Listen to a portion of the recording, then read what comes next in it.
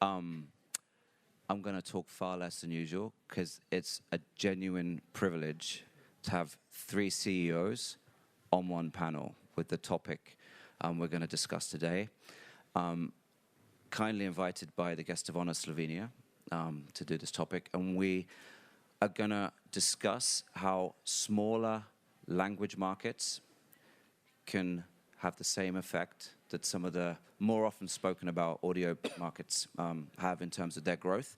So in terms of what we put together, hopefully you'll find we have 3 different parts of Europe, and in one case maybe a little bit further and beyond, with 3 major publishers with 3 very different approaches to audio. We won't be doing intros because these guys don't really need an introduction. I will do my best at pronouncing names. They will talk to you about their markets. Then we're going to get into discussion, which hopefully is the stuff that you'll find most interesting.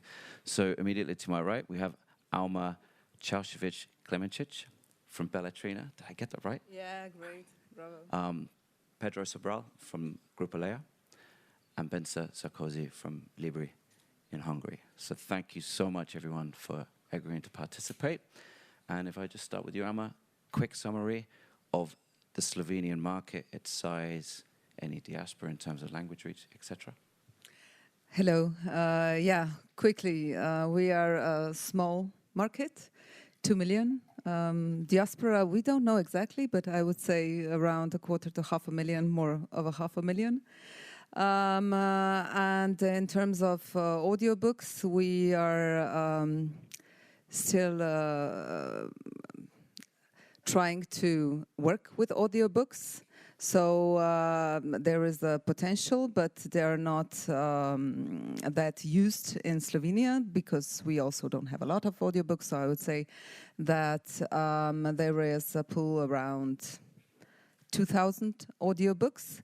2 subscription platforms, which are most of all back titles, so it's not front list, so even that is a problem. Yes, in March next year, we are opening a big new subscription platform. Hopefully, we will have the energy and the content to make that change in Slovenia in next years. More on that later. And just as one thing, percentage of audio currently in the Slovenian market for publishers? I would say that it's not even 1%, okay. So not really in use at this point. So that's one example. Fantastic. Pedro, could you summarize similarly? Yeah, good afternoon to all. Portugal is also a small market, not as small as you. 10 million, diaspora around 5, so we have a lot of Portuguese living outside Portugal. That gives you an idea the quality of life in Portugal we have. And again, Portuguese spoke countries, so remember we have the Portuguese language market. If you put Brazilian, so we are talking about 250 million potential markets. And audio is probably one of the main instruments that we can use to go outside a very small market like the Portuguese one. So the market started with Leya 3 years ago with a subscription service partnering with Kobo. So basically, we've designed a partnership that allowed Kobo to center in their core tech platform customer experience, and Leya focus on what it does best: content acquisition, content production, and promotion. And we went very fast. Just to give you an idea, we are around between 14,000 to 15,000 subscribers a month. In a small country like Portugal, it's fairly positive results, much higher than the business plan. One of the times that reality is better than the Excel. But taking that, just to give you an idea, we have around 8,000 to 10,000 audios in Portuguese, around 80,000 in Brazilian Portuguese. Even if it's the same language, politically speaking, it's not the same language. There's some issues that we have to take care of. But from the Portuguese audios, 80% belongs to Leya. So we are the only publisher that is betting strong on this format. And what we see in the subscribers platform is that they are heavy users, okay? Different from what you're saying, 30% are novelties. So We are using audio also as a commercial and promotion leverage for Folio.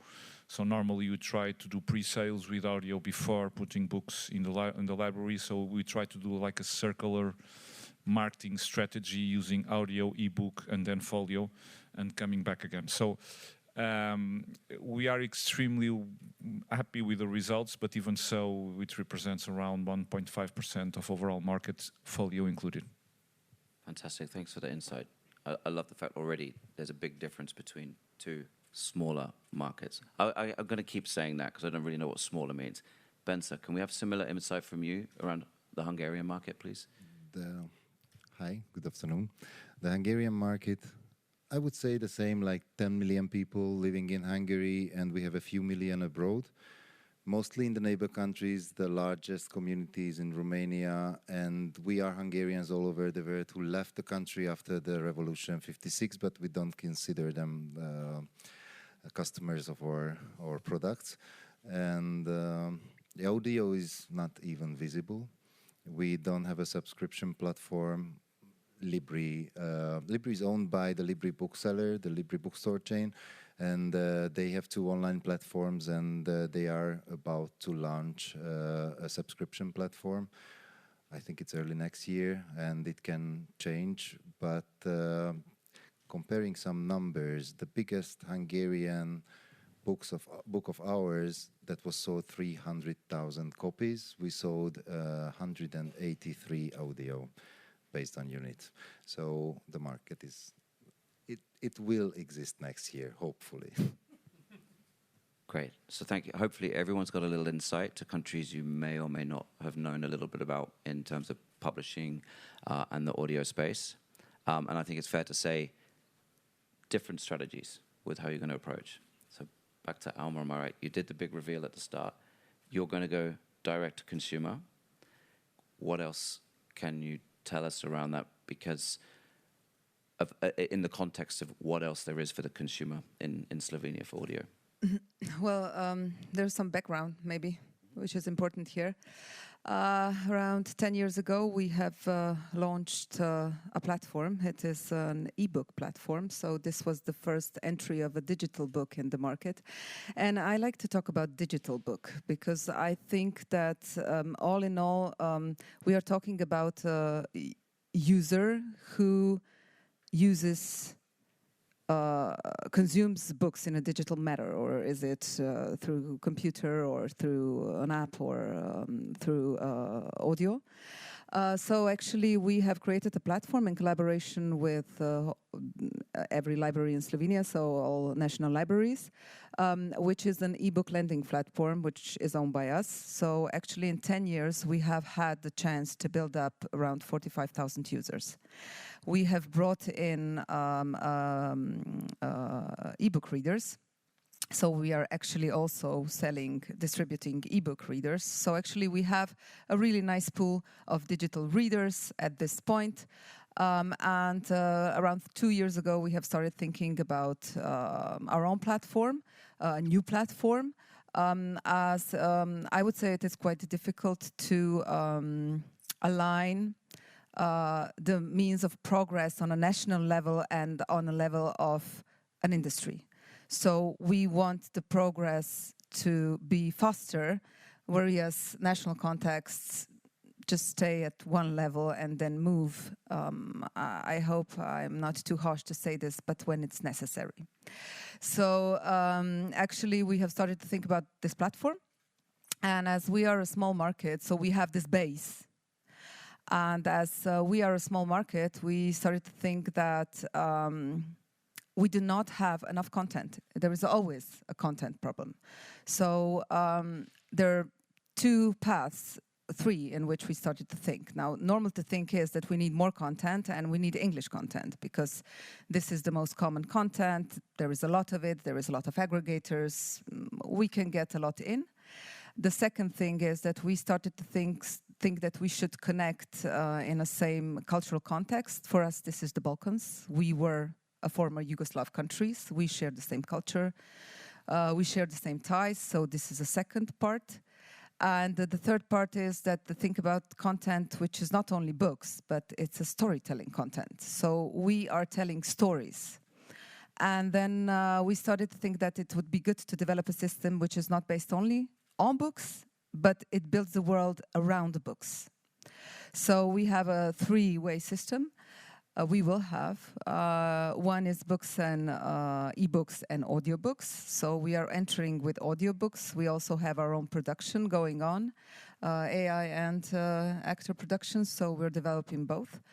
And then the second part of it will be video, so movies, most of all art movies, documentaries, festival movies,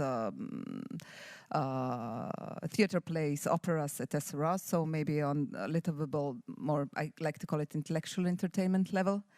And the third part is our own media that we are developing, which is actually a mash of podcasts with people who are well known in Slovenia on subjects which are not that common, on different focus groups, young, older, etc. And we will have text, video, audio content, which will be stories of everyday life. And this is something that we can use for a good content marketing once we get to the point of marketing in everyday life. So most of all, social media and bigger campaigns where we focus on just promoting and marketing the platform itself. So this is to wrap it up, yeah. Ambitious and big. That's the first two things come into my mind there. And you touched on including visual element in there isn't a topic that comes up all the time. So that's really key to me. And then you've touched on like 4 points in my notepad here of things that I was hoping we would get into in here. The value of, you said English particular for you, but I had put the value of foreign language content and the pros and cons of putting that in. I wasn't going to talk about AI, but you've brought up synthesized voice, and there is a conversation to have around the benefit of that for growing that in the market, and then a couple of others. So let's jump into the benefits of foreign language content. For Bence or Pedro, either one of you can pick this up. Do you see the same benefits of needing to or wanting to add content that isn't Portuguese or Hungarian into well, you have a service via Kobo, so maybe Pedro, do you want to? Regarding international content, as we have this partnership with Kobo brings a lot of international content. What you see is that that's a good hook to bring people on, because, you know, sheer volume, when you announce that you have 300,000 ebooks, 200,000 audios, that's a catchy phrase for social media, and we use it a lot. But usage is very centered on Portuguese language. And it's very aligned with what you see in folio sales. So there's no much difference. Yes, on audio, we see a lot of backlist audience. That's interesting. We are using artificial intelligence also to speed content production. Very precise kind of titles, so non-fiction, self-help, very easy, kind of simple books that we know that we will not have problems. International authors, in order to not have national authors banging on our door, talking about synthesized voices. But it helped us a lot to bring a lot of volume to Portuguese content. It's a difficult conversation to have about international content. In folio, just to give you an idea, 7% of sales are English books. That's a threat for the Portuguese publishers. But funny enough, ebook reading in the platform and also ALC, so download, we also see a relevant number of international titles being read. But on the subscription services, 95% of them are Portuguese. And the 5% that probably are being read in English and French, has to do with a lot of Americans, English and French that came to live in Portugal. Just to give you an idea, we have around 250,000 French living in Portugal, around 200,000 English-speaking American, Sweden, also a lot of Nordics in Algarve. So I think it's not the Portuguese that are using it. So international content is more a marketing tool to bring people for sheer volume, saying this is a very good, valuable, it's $7.99 a month, hundreds of thousands of ebooks and audios. This is a good value per money, per euro. But then in terms of usage, it's not happening as it's happening in Folio. And Bence, Hungary with foreign language content and challenges for you?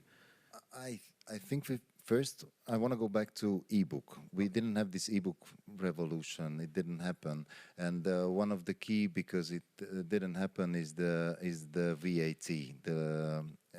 So the normal book VAT in Hungary is 5%, but all the materials, ebook and audio is 27%. So if we want to price a product like ebook, it makes it very hard. An ebook price is almost as big as a physical book price. And it will be a problem with the audio also because the pricing is one thing. So even if we sell backlist ebooks, they are too expensive to buy them, and it increased the illegal market. So there is a younger generation coming, and they want to read more on the phones, or not ebook readers anymore, to be honest. But they want to find a way to get the material for free because the price is too high. And as a publisher and as someone who is dealing with the author's rights and who is taking care of the author's income, I think this is a problem that we should solve first. The other thing is the production cost for the audio, because I don't think of working artificial intelligence, but I also want to be focused on giving work for wonderful actors and actresses who live in the country and who are very experienced in dubbing movies. And we work with them and we want to give them a good job. So we work with the studio when we started 2 years ago developing audio. We have only 60-something titles by now, but we try to find the best voices, and I think one of the marketing was who is the voice, who is reading, and who is behind the book and why, and if they can talk about why they like this project, and what they feel when they read the book, we can use as a marketing tool. But back to the beginning, Libri, in terms of numbers, we sell 2.5 million physical books per year. We print 400 new titles per year. We have a backlist of 6,200 titles. So before a platform is working to invest money to try to do all the audio versions of all the books, we already have all the e-versions of all the books. It's depending on the platform. And as a publisher, I don't feel my responsibility to invest this. So I wait for a bookseller or someone who's coming to do the platform first, because I think my main goal is to work with the titles I have and to give them the best quality, which is just as good as the books we publish. So this wasn't a planned question. It's come to my mind though. So with the challenges you face, particularly with for everyone, even me as an English guy, that the cost of creation versus earn-out periods of audio is always a big question mark. There may or may not be things coming that can solve that. But with VAT being such an issue on top of that, when you're doing your planning with that, I kind of want to get into earn-out periods and kind of how that starts to feel, and does it affect who you would allow to record and do co-productions on your behalf, because it might be a shorter-term gain to build a library versus not owning assets further on. So right now, with a relatively small list, are these created by Libri and owned by Libri, or are you open to looking at co-production as well? It's created by Libri and owned by Libri, and it was more focused on the domestic authors. Mm-hmm. Because until it's not solved, if we can sell like subscription, for instance, books we acquired from large US, UK agencies, And if there is no platform that can guarantee them to distribute the way they like, we didn't start developing audiobooks of like those big Anglo-Saxon titles. So we were more focused on the domestic authors. And we want a domestic author, if it's a very prestigious author, we need to take a better care of the quality of the. So yes, we work in our own studio with our own people, and we take a better care of what the author thinks of the final product. Pedro, Alma, do either of you want to input on your experience of what you've done yourselves versus if either of you have done co-productions and licensed elsewhere? Yeah, well, from our side, it's all produced and owned by Leya. So we have also our production facilities. We've constructed a network of studios around Leya in order to be more quickly, mainly with domestic authors. This is important to what you were saying. So when I'm talking about artificial intelligence, a very specific kind of titles. So national titles, you also go for well-known voices, and sometimes the author himself or herself. That is very important as a marketing tool, and that's also important to be completely owned or own all the assets. We are not seeing a co-production as a way to go. The opportunity cost is much higher versus the short-term results that you have. I prefer risk with AI with some titles and have that short-term gain, rather than to go to production, have difficulties then in contracts with authors that are very simple. We brought them to digital ebooks first and then audio with very simple models, very transparent models that authors could understood. That could be also very audited as the folio, as they are used, and co-production is complex from that side. So it's not a thing that we are thinking about. And of course, as we are continue our path for this B2C, even if partnering with Kobo, we are not distributing audio, for example, with any other platform. It's only Kobo, exactly to have this one line, very simple, and the medium long-term visibility, because we are a very small country and we cannot have the luxury to try different models and then see at the same time which will be better. So we stick to one till it happens. And Alma, is there a different perspective from your side? Or? Oh yeah, it's pretty much similar. So we produce our own audiobooks, but actually we see possibilities of maybe changing that in the future, especially with the Balkan area, and maybe creating books which are interesting for the Balkan area, because we are a part of the same country. We have same interesting people who writers, personalities, etc. So it's a possibility to build co-productions. We are talking about it, but then it is a benefit of each of us doing it. So you mean co-productions with peer publishers in the other former Yugoslavian countries? Okay. Yes. So I think this is one of the possibilities which is interesting to explore.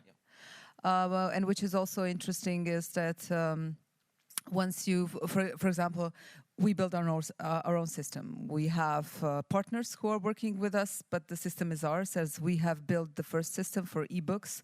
So it was only natural to try to expand this system with our other plugins and other things.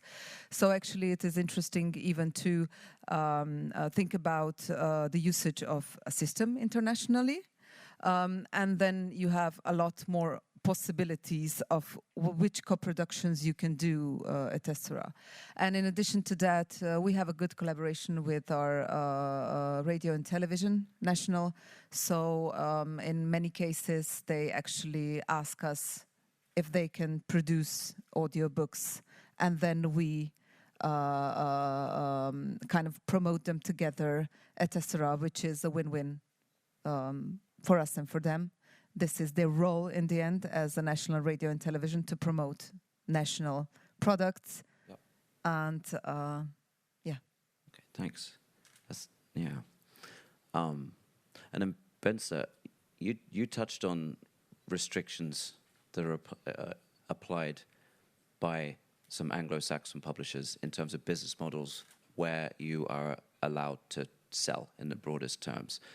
So this question is to all of you as just a discussion point, because each one of you has discussed subscription models, which is a multifaceted topic in its own right. People define them differently. But does anyone want to touch on what challenges you face? Does it really matter that you can't have Portuguese language editions of books by certain Anglo-Saxon publishers or not? Does it matter? Or would you really like that to be able to change and have decisions made that are appropriate to your market? Does anyone want to tackle that? Well, it has already changed, as far as I know. In which way? I think that they're now opening to the whole new idea, and it's just a matter of time, probably.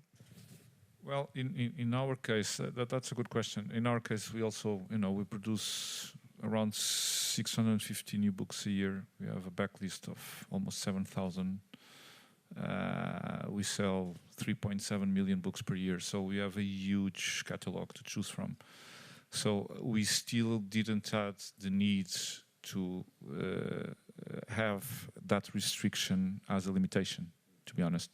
And also we focused primarily on domestic authors, then international bestsellers, but it's a very small part of what we are doing, because also, and I think this is important, at least for us, it was extremely important, audiobook production as a service to the author. So just arriving to our author and say, I'm going to invest in audio content with your book. That's why the very simple business model, that's why the co-production, I'm talking about co-production with platforms, not with other publishers. That's another issue. So I don't see that kind of restriction, and I didn't feel the need to have a high-level conversation with those Anglo-Saxon publishers. And as Alma was saying, I think that will change, because that's a thing that we can discuss. Also, the subscription model as a huge interrogation dot is this economically sustainable? If you will reach the volume that is profitable for the publisher and profitable for the author. And at least in Portugal, we didn't still reach that level where we can say, this is good, this is bad, I prefer folio, I prefer AELC. So we are still very open to have any kind of difficulties with that kind of restrictions. Okay. I would also like to have some experiences of the whole thing, because I'd like to see my goal clearly. First of all, we started to do the audio just to give a special service to the authors. That was the main goal, like representing foreign rights. It's the same thing. We live in small countries, so and we can all feel the Anglo-Saxon dominancy, and we see that those titles are selling, but it's really hard to get one of our authors to be sold anywhere else. But the service has to be like full audio, foreign rights. That was the first. And the other thing, before we have a really well-working platform, we can't see who wants to buy those things. So we know there are certain countries, they develop the audio because they want to reach with the audio the non-readers with the same content.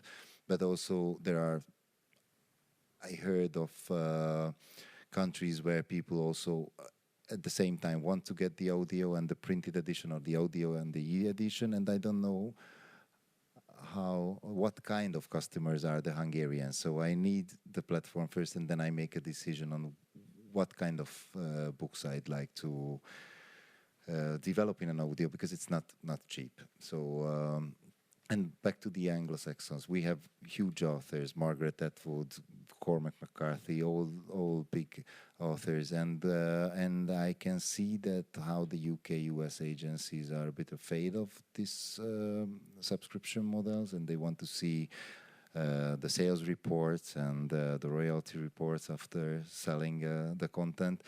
And I don't want to jump in before I have experience with the domestic, and then I will do my fight for having all those rights as well. Just Nathan, just let me add a thing that I think is very specific to the Portuguese language markets regarding digital rights. Is that if the Portuguese publishers are not focusing on this, what happens is that we have Brazilian publishers that do not have the Portuguese rights for folio, but they buy the digital rights for Portuguese language. So you suddenly, and this happened, and this quite frequently in the last 1-2 years, is that you are selling the folio, and the e and audio is coming from a Brazilian publisher, and is piggybacking in everything that you are doing in folio. So regarding the small country, we have this specific, we are small, but we are in a huge natural market, the Portuguese language market, or if you are Brazilian, they will say the Brazilian language market. But strategically, it's not only a service to the author, but strategically it's also very important to look out for them. So, for example, Leya has bought digital rights that will not be produced, just to close the door to the Brazilian publishers and have the capability to control all the marketing and promotion and selling of the folio.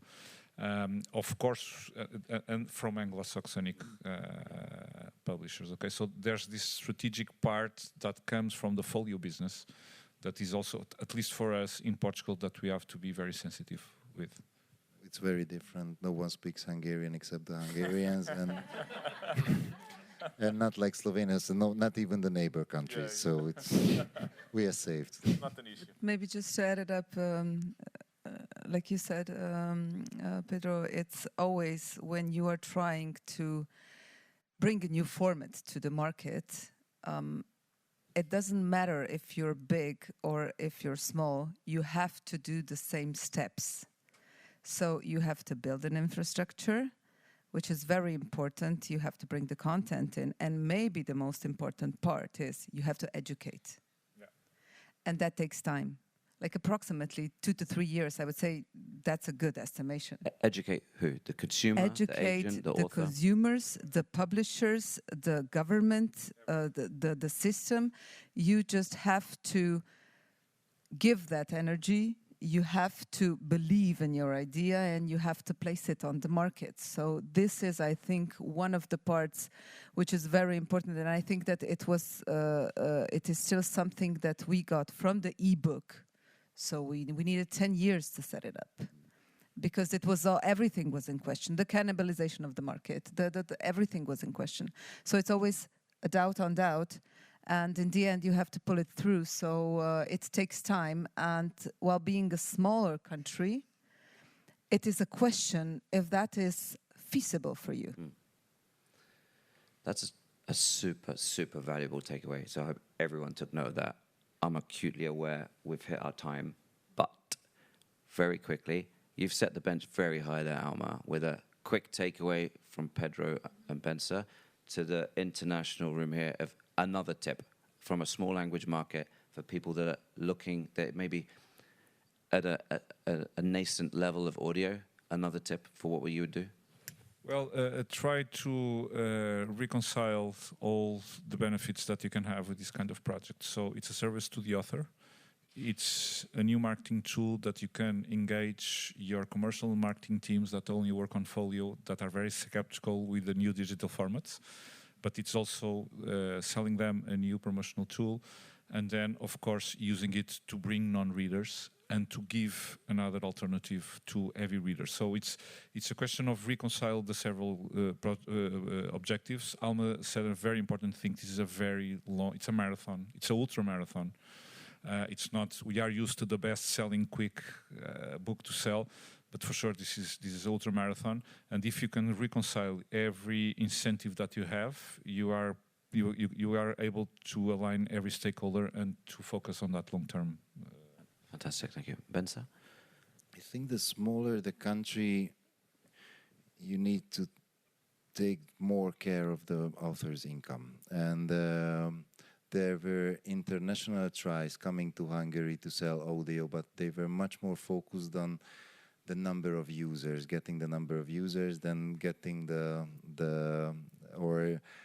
getting a wider audience who really listen to those books and bring the money to the authors. And as a publisher of a small country, this is the main focus, how my author can live from what they write in a way the other European author can live. And this is my main goal, so I put this in the focus. Fantastic. Thank you. We have run out of time, unfortunately, so there are no questions from the floor. Some people may still be around, maybe not. I'm not going to hold you to it, but it's been a genuine privilege. Bence, Pedro, Alma, thank you for doing this. Thank you to Slovenia Guest of Honor. Thank you, Nathan. Thank you very much. And thank you, Publisher Perspectives, for hosting.